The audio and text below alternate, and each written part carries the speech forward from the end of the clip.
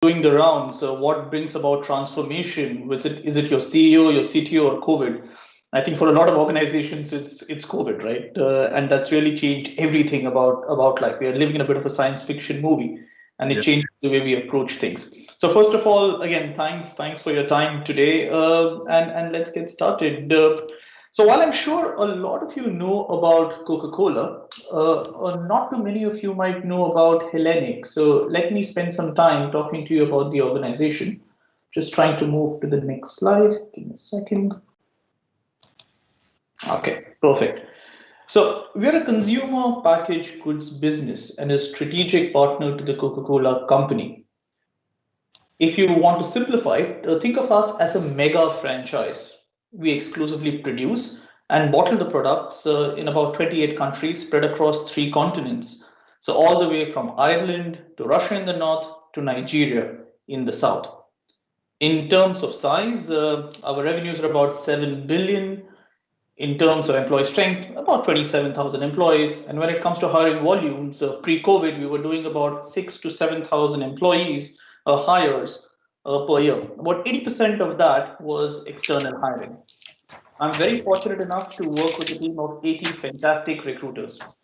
Now, previous to Hellenic, I worked in Philips, healthcare, and Infosys, which is IT consulting across 4 countries in Asia and Europe. Now, my objective over the next 20 minutes or so is to share some practical tips and suggestions based on my experience for talent leaders on how to get your TA team to the next level. Now, let's set some context there, right? 2016, 2017, Coca-Cola recruitment, it wasn't in great shape. The KBIs were a bit down, employee morale was down, our stakeholder feedback wasn't that good. There needed to be some change.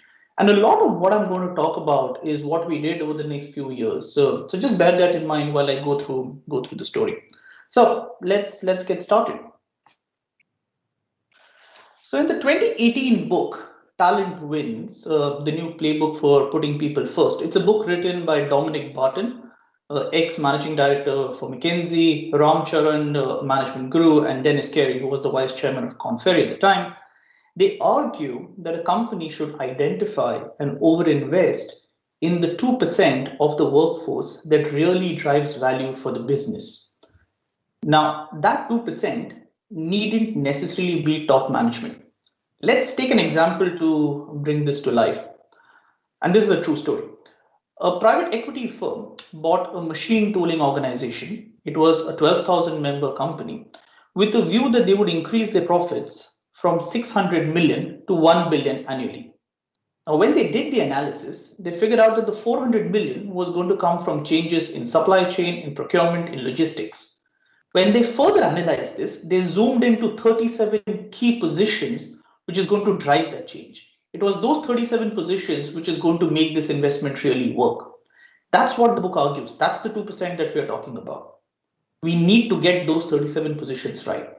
It doesn't mean we ignore the other 98. That's important to take care of the company and ensure operations, but overinvest in those 2%.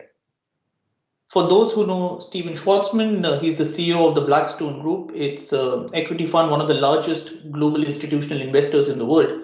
He famously said that there is no business plan without a talent plan. And that's my first point to you. You need to start differentiating from a talent acquisition perspective. If you look at the visual on screen right now, it clearly shows, as job becomes more complex, they become more difficult, a high performer in the role offers a lot more and gives to the company a lot more than a medium or an average performer. Now, let's talk from a real life perspective. So in Coca-Cola and in Philips, in my previous organization, we actually followed this principle and we set up critical capability hiring teams. Now for Philips, that meant looking specifically at digital skills, quality, and research and development. For Coca-Cola, it means looking at sales, marketing, and commercial excellence to be specific. Now, what those skills are depends on the industry you are in, the sector you are in, but you need to identify that and have a separate plan, because at the end of the day, the top management really cares about those key roles. That's what they want to talk about when you meet them, and you need to have clarity in your approach, and show the impact that your team is making there. Great. So we have differentiated. Now, what's your TA plan? Let's start with some building blocks. My first suggestion is that we should think about starting with a diagnostic, right? I would administer a diagnostic test just to understand the health of your TA function. You can use the one that you see on screen. It's Josh Berson's TA maturity model. It tells you where you are and potentially gives you a destination of where you want to go to. It's very important to speak to your main business stakeholders to understand the critical issues the business is facing, so you can understand the priorities, make your plans accordingly, so you have the maximum impact. It's very, very important that you choose what you go after. As a TA leader, there are only three things that you can balance. It's speed, it's quality, and it's cost. Two of the three things can be achieved at one point. You need to decide based on the priorities which of those two things you're going to go after. You can't get all three. Now let's take again a real life example to illustrate this. In 2010, I joined the European recruitment team for Infosys. It's a consulting company I started my career with. Business was growing, things were booming, but business was growing too fast. We were really very much at level 1 on this chart. We were doing reactive recruitment. I remember the first year we had a small recruitment team. I was a recruiter back then, and we ended up using agencies a lot. In fact, 72% of our hires came in from agencies. This was 2010. We then put a plan in place. We got better at forecasting. We invested a bit more. And by the time I left in about 2016, our agency usage had come down to 8%. As a team, we were far more self-sufficient, more in control of our destiny, and giving some great results despite a lot more complexity and growth. So again, there's no one-size-all-fit model. You need to figure out where the company is and what you can do at that time to add the most value.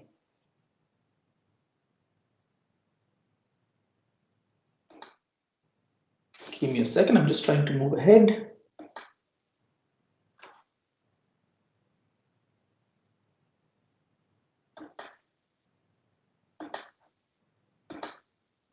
Perfect. So this is step 2. I would ask you to define your framework. And I see 4 pillars in this. The first one is the organization design. What's the design of the recruitment team that you want to build in? Is it a centralized recruitment structure, something like a talent COE? Is it decentralized, which means that every business function has a lot more autonomy? Or is it a mixed model, a hybrid? Coca-Cola Hellenic, the company that I'm part of, we have decided to go for a centralized model. Coca-Cola European Partners, a sister concern, has a decentralized model. Pepsi in Europe has a mixed model. It really depends on the maturity of your HR function as well as the main objectives of the TA team. Let's move on to the process. Now, it's very important when you're creating your recruitment processes that you differentiate and you have customized approaches for the workforce segments that you're working with. A one-size model doesn't work. In Hellenic, as we did in Philips as well, we segmented our workforce, we applied marketing principles, and then we created a recruitment toolkit for each of those workforce segments that the team works with. The advantage of this is that this gives the team clarity, it gives the team clear direction, and honestly, it's the right approach because you're really going after 7 different talent pools, each of them with their own characteristics, their own challenges, and your approach needs to be different for you to be most effective. So pay attention to your process design and keep working on it because things will keep changing. So you need to be flexible on this point. Let's move on to capability building. Now, recruitment is a very fast-paced industry. There is always technology, there are tools, there are processes, and while it's an obvious thing that you want to upskill your recruiters, I would ask you to focus more on your line managers. As good as the process is, as fantastic as the recruiter is, it's the line manager who makes or breaks most hiring decisions. Now, think of an interview. The interview might be fantastic, but if you don't have a connect with the hiring manager, somehow it doesn't gel. The chances of you taking that offer up are very, very low. You need to spend time with your line managers. In Hellenic, what we have done last year, we embarked on a program where we are imparting training to 4,000 line managers across all our markets. It's a tough project. We are working on the basics of the interviewing skills, but I think it's time well spent and well invested. I would ask you to seriously think about this. It's all well and good training recruiters. It's the line managers who need more attention. All of this is based at the end on technology. Now, for technology, I would ask you to map out your processes, right? Right from requirement gathering, whether it's strategic workforce planning, it's requisition approval, to administration, whether it is your ATS, your scheduling tools, your sourcing tools, your candidate relationship management tools, your feedback surveys, so on and so forth. The technology choices that you make will affect the speed, the quality, the candidate experience, the recruitment experience, the cost, and your recruitment productivity. These choices are really important. A few things that you should keep in mind. One is when you're making these choices, understand the overall tech stack, the HR tech stack. How do these systems talk to each other? Because once these systems start talking to each other, that's when you can really utilize the data and get some meaningful analytics out of it. Right? So technology decisions, very, very important. Let's move on. Now, communication. It's very, very, recruitment, in my view, it gets affected the most by perception. The last interaction that you've had with the recruiter, the last hiring that you've been through, really affects how you think. For your communication plan, first of all, you need to have clarity of your goals, your objective, what's the larger picture, what is it that the team is going to do, and you need to share that in a simple, concise way. Keep your messages short and keep repeating them. All your recruiters should know what the big picture is, what are the goals the team is moving to. Management needs to do the same. You need to keep talking to your stakeholders more often than not and keep talking to your recruiters. As TA leaders, I would also advise you to take time to actually talk to the recruiters on the ground. It's all well and good making strategies, having clear plans, but it's finally the recruiters who are executing your strategy. So if you don't have your ear to the ground, there's a big chance that you may think you're doing the right thing, but the people who are going to make it work for you have a completely different view. So communicate, I would say over communicate, simplify your messages and repeat them. Moving on, operational transparency. Now automation has enabled some great efficiencies in the recent years, but it has also detached customers from operations. When customers have limited visibility of what is happening, they have less of an idea of the effort which is being put in and have less value of the great service or the partnership that you're delivering. Let me illustrate with two examples. Domino's in the early 2010s, had an issue with a lot of customer complaints coming in. Pizzas were not getting delivered on time. People were not happy. Tips were being low. There was a knock-on effect on the business. In 2013, in a Domino's setup in Utah, Salt Lake City, Utah, in the US, they introduced a webcam in the kitchen, so people could actually see the pizzas being made. And they also allowed people to comment on how the pizzas were being made. So there was a lot of positive reinforcement. This eventually turned and became the pizza tracker that I'm sure a lot of you are familiar with, where you see what is happening with your pizza, right? It was two small changes, but what happened? Right? At the end of it, the net results were the customer complaints went down, morale went up, and there was a positive business impact. So just giving people a bit of a window into what is happening really helps. It makes people feel that they know what's happening, they're not left in the dark.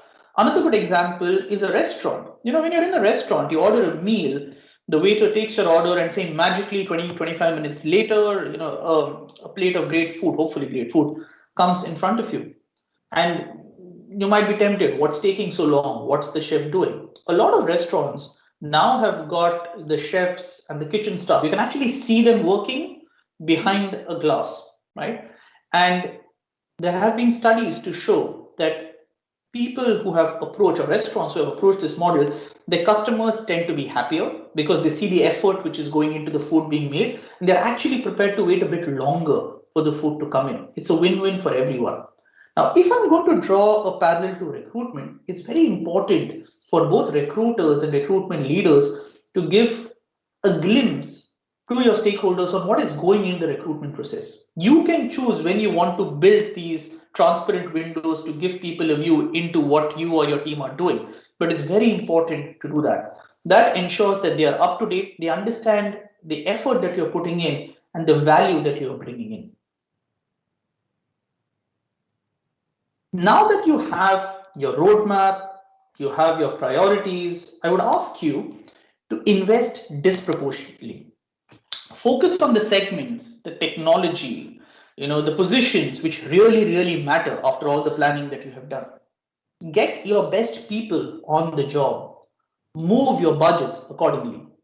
Let's take a real life example. In Philips, when we set up the critical capability team, we also backed it up with investment. The ratio of recruiters to positions filled was much lower for that team because we knew it was a tougher market. Digital skills really tough. We also over-invested in employer branding, and we also invested in technology. We created a candidate relationship tool. We worked with Avature at that point, and that really worked. So you need to over-invest. If you have a plan, you need to over-invest in that. Talent networks. I really believe talent networks are the way of the future. In a 25 or 30-year career, which most people are going to have, people will move 5 to 6 jobs, and you want to be in touch with people who have worked with you or have considered you as a potential employer. A talented candidate today is like a rich person in a store, right? They have a lot of choice in front of them, and people really choose jobs like they choose products. You do a bit of research, you talk to your friends, you go online, get a feeling of how it might be, and then you make your decision. Now, this is where it's very important for you to know who your target audience is, engage with them. So when the time comes for people to make a career decision, you are top of mind. It's not only enough creating these talent networks, but you need to constantly think of what you're giving back to those networks.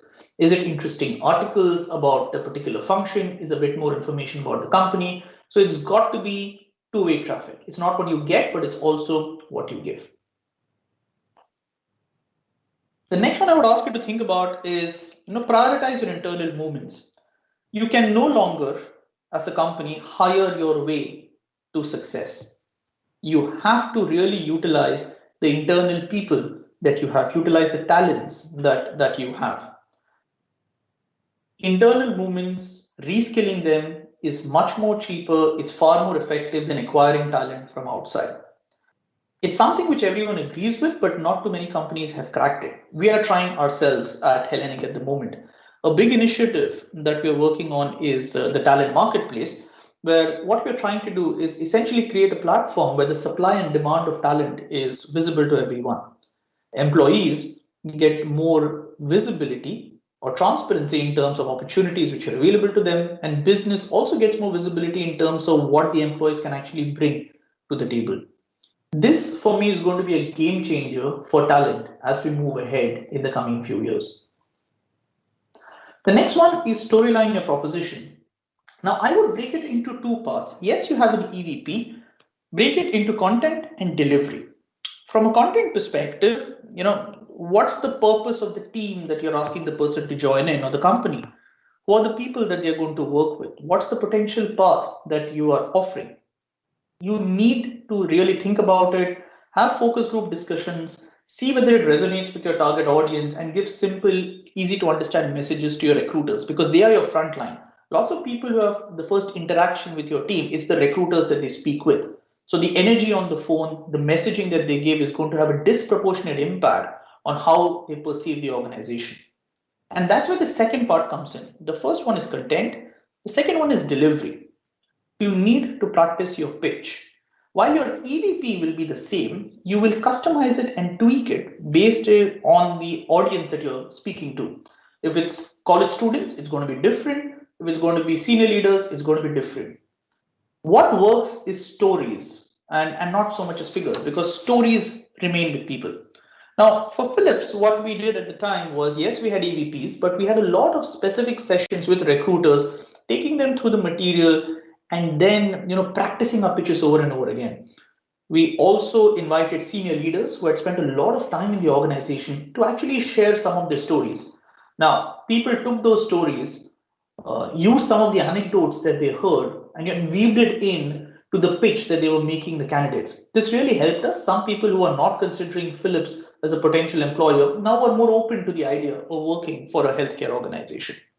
So, storyline your proposition, focus on content and delivery. Now, it's important that you empower your team. Ask your team to read up on the subject. There are some fantastic newsletters out there. There are some fantastic podcasts out there. You need to remind them to network with other recruiters. It's very difficult to get sucked into your job and be very internal facing. Recruitment is one job where you need to be far more external facing. So promote this knowledge and capability building within your team. And what's really important is for you to create a safe environment as a leaders, where people are comfortable to discuss the challenges that they have, throw up some ideas. All ideas need not be good. It's a tough job. There are going to be more tough days than good days. You need to be firm, but you also need to be fair. Remember, failure is okay. Incompetence is not. And it's your job as a leader to set that standard of excellence that you want to see in the team. Now, you do all of this, great. Why should people change, right? Leo Tolstoy famously said, everyone wants to change the world, no one wants to change themselves. Now, when you're putting in all these plans, the four things that you should put in mind, and this comes in from psychology, there's a very good paper written by McKinsey a few years ago on this. You need to have a compelling story. What's in it for me? Not only from the view of the business stakeholder, but also from the view of your own team, your recruiters. Why should they change, right? What's the story that they're going to go back to? You need to role model. If they don't see the leader living the change that they're advocating, it's not going to work. They should be impressed and they should try to emulate you. There need to be reinforcing mechanism. It's the systems, the processes that you invest in, it's the behaviors that you praise. It's the spotlight that you shine on what you want to see going ahead. There have to be reinforcing mechanisms. And lastly, capability building, right? The skills required to make those changes, your team might not have them today. So it's also unfair to expect them to make a lot of changes if you don't give them the right tools, the resources, the training. So you have to focus on that. At the end of the day, a manager is only as strong as his or her own team. And you should never forget that. And the other one that you should never forget, your employees need not have the same drive as you. Each one has got their own career plans. Each one has got their own steps they want to follow. So you need to have chats with them, understand where they are coming from, and tailor your message so it hits home. So overall, you bring about the change that you want to bring about in the company. And lastly, all that we are doing is to get to this, the flywheel effect. For those who have read Jim Collins' book, Good to Great, he talks about this. The principle is that, whenever you see a dramatic end result or a fantastic transformation, there is no one single decision that affects this. There are always these small incremental changes that you make, things that over time slowly start moving the wheel. It's a bit like a flywheel. A flywheel is a very heavy iron wheel. You push at it, slowly it brings momentum till at the end you achieve that breakthrough. That's what you're getting to. Remember the story that we talked about? Recruitment wasn't doing too well in 2016. Well, by 2020, pre-COVID, there was a massive change. Despite volumes going up by 40%, our time to hire actually went down by 50%. So we were faster by 50%. Our retention increased. Now, our early retention for new hires increased by almost 10 percentage points. We became far self-sufficient as a team. So we had cost avoidance of almost 2 million euros. So some great results, but it did not happen overnight. All of these were small changes which happened over time. The last point which I want to leave you with is your role is essentially that as a talent risk manager. If you look at the macroeconomic conditions, yes, COVID has changed things in the last 1 or 2 years, but the fundamentals have not changed. Europe still has an aging problem. There's an immigration challenge, lots of people going from Eastern to Western Europe. You need to think about how demographics is going to affect your talent pools. A lot of changes happen in terms of flexible working. Flexible working, just taboo for a lot of companies, is now commonplace. That opens up opportunities and increases the people that you can talk to. So you need to be agile as a leader and as a team. And lastly, my last statement is, it's all well and good managing the needs of the present, but the true value a talent acquisition leader bring is looking into the future. You are a risk manager from a talent perspective, right? So that's my last point to you. Think of your role as a risk manager. And if you talk to your business in those terms, they will listen to what you are saying. And I'm sure that you're going to have a lot more impact. So with that, I would like to thank you for your time and attention and I'll hand it over in case we have any questions. Thanks a lot, Rohit. It was really, really good. Really good, actually. Yeah, there was a lot of stuff that you spoke about there that really resonates with me, actually, and some of the stuff that I talk about on a pretty regular basis. I mean, the fact that you mentioned Jim Collins' Good to Great, which is something that I continually reference. I think it's a really fantastic book and something that everybody within TA should actually go and read, because I think it talks about some really important things. I particularly think the quote that always kind of sits with me from Jim Collins, which kind of speaks very solidly to what you're talking about, is that people aren't your most important asset, the right people are. And that's kind of what completely came across from your presentation. So yeah, really, really great job. And I love what you said about storytelling as well. That really resonates with me. I mean, obviously my job is essentially storytelling for a living. That's kind of what I do. But I think in recruitment, it's never more important than it has been recently. To be able to sell the idea of working in a team and what it means to go and work in an organization is really never more important, because we want to get those right people over the line. So I'm kind of interested in, from your point of view, what does talking about meaning and belonging look like for you when you're bringing people into the organization?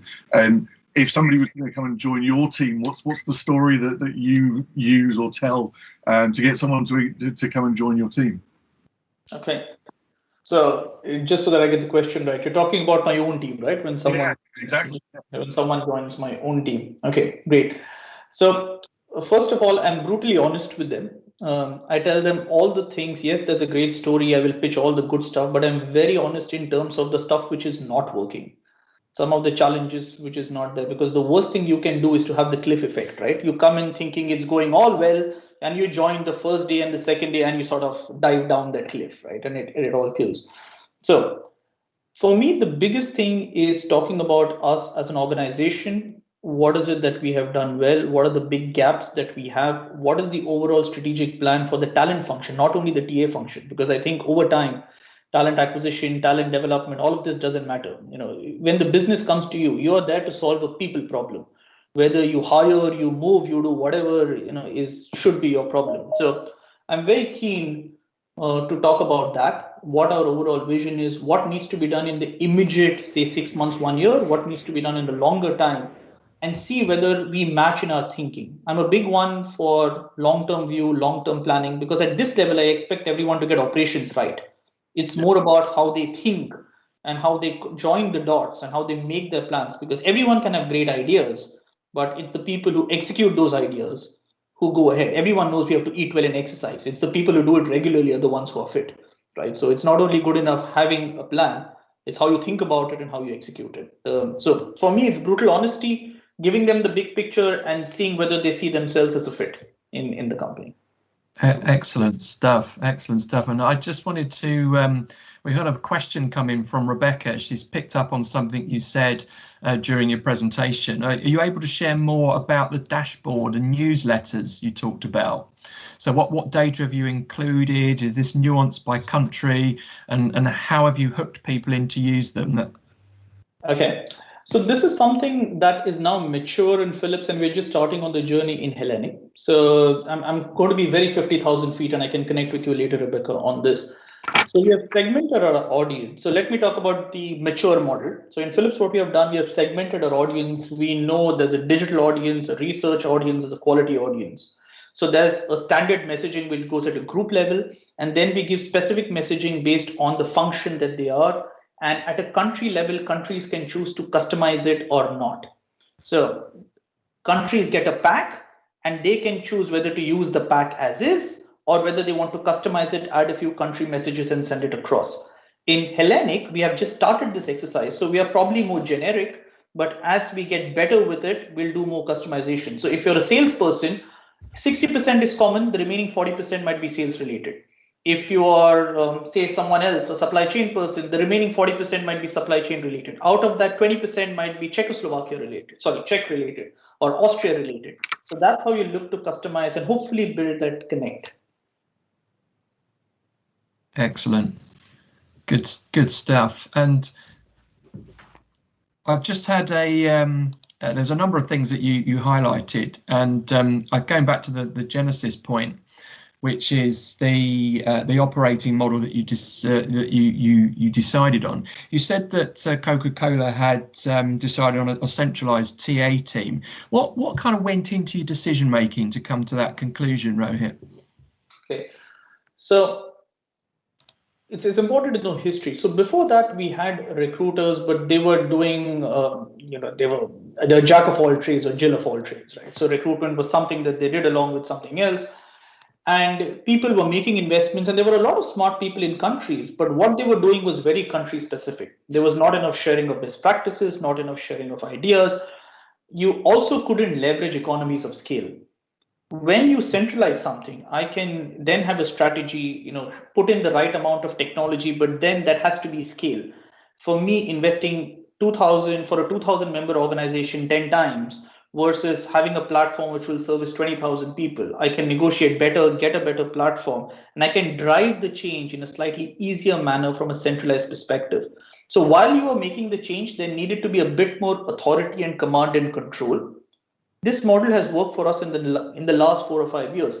In the future, once we reach a particular maturity level or an excellence that we want to get, we might go back to the decentralized model, which is fine. But in my view, when you're trying to drive a change, you need to have some authority, you need to have some commitment, and you also need to have someone you can, someone you can go to, because they have to be held responsible. Otherwise, it's very easy to say, I didn't do this or they didn't do this. That's why we went in for a centralized model.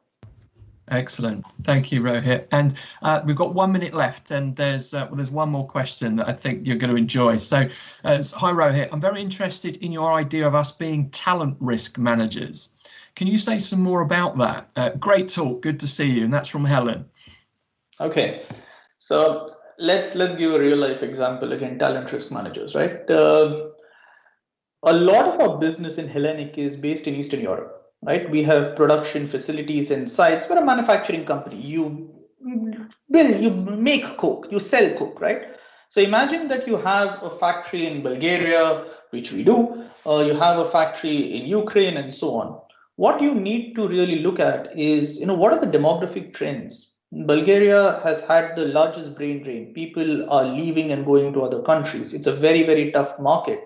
It's aging. So with all of this in mind, you almost need to forecast what is expected to happen in the next 4 or 5 years. And you need to feed this information in to your supply chain directors, people who are going to make huge capex investments, right? Are they going to set up a massive factory, put in millions of dollars in an area where I know that people are not going to be easy to find and FMCG is no longer attractive 5 years from now? And if they don't know this today, you might make a decision which seems nice today because you're getting some financial benefits, you're getting some good tax breaks. But 4 years down the line, when you need to actually make this thing run, all hell breaks loose. And you come back to your talent team saying, okay, I have this, now find me the people. So this is where you need to think ahead.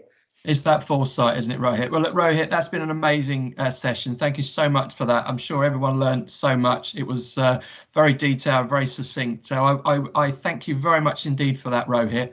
And I'm sure everyone's giving you a virtual round of applause as we speak. Thank you, Rohit. Thanks so much for your attention. Well done. Absolutely awesome. And Rob,